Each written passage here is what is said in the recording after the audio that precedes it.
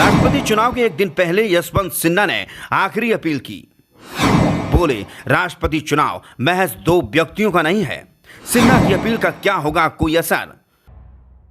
राष्ट्रपति पद के लिए विपक्ष के साझा उम्मीदवार यशवंत सिन्हा ने आखिरी दिन पूरा जोर लगाया और ऐसी अपील देश के विधायकों और सांसदों से की जो नेताओं को अंदर तक झकझोर देगी। पहले आपको बताते हैं कि यशवंत सिन्हा ने ट्वीट करके क्या लिखा, फिर आपको उनकी वो अपील सुनाएंगे जो उन्होंने वीडियो जारी करके नेताओं से की है।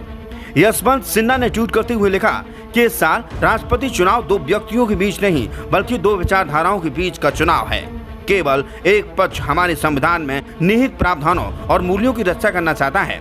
मैं सभी सांसदों और विधायकों से इस बार संविधान और उनकी अंतरात्मा की आवाज पर वोट करने की अपील करता हूं।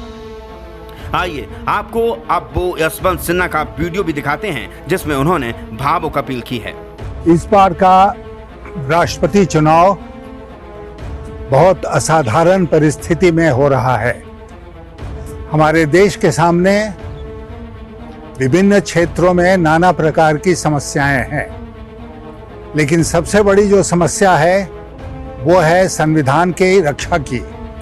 हमारा संविधान और संविधान के मूल्य आज खतरे में है और ये राष्ट्रपति चुनाव तय करेगा कि जिस दो रास्ते पर देश खड़ा है उसमें कौन सा रास्ता हम चुनते हैं। तो एक तरह से राष्ट्रपति का चुनाव देश के भविष्य के चुनाव के साथ जुड़ गया है और इसीलिए मैं जितने इस चुनाव में वोटर्स हैं, एमपीज हैं, एमएलएज हैं, उनसे मैं अपील करता हूं कि संविधान की व्यवस्था के अनुसार वो अपने विवेक का इस्तेमाल करें और अगर वो वोट मुझे देते हैं, मुझे विजयी बनाते हैं, तो मैं उनसे वादा करता हूं कि मैं संविधान की रक्षा के लिए जो भी आवश्यक कदम होगा वो अवश्य उठाऊंगा।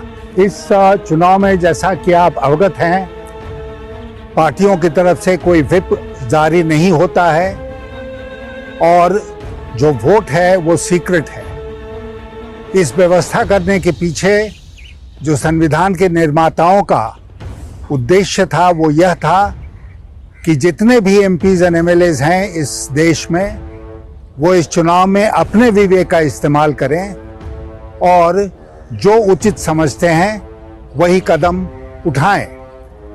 मैं जोर दे के कहना चाहता हूं कि आज देश के भविष्य की लड़ाई हमारे सामने है। आज संविधान की रक्षा की लड़ाई हमारे सामने है।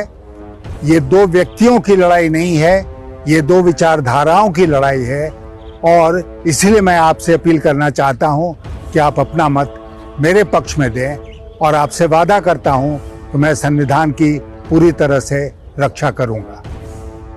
आपको बता दें कि समर्थन मांगने के अंतिम दिन यशवंत सिन्हा ने झारखंड कांग्रेस के विधायकों और सांसदों के साथ बैठक की। वहीं यशवंत सिन्हा ने राज्य के मुख्यमंत्री हेमंत सोरेन से भी मुलाकात कर समर्थन मांगा। हालांकि जेएमएम ने पहले ही द्रौपदी मुर्मू को समर्थन देने की घोषणा कर दी है।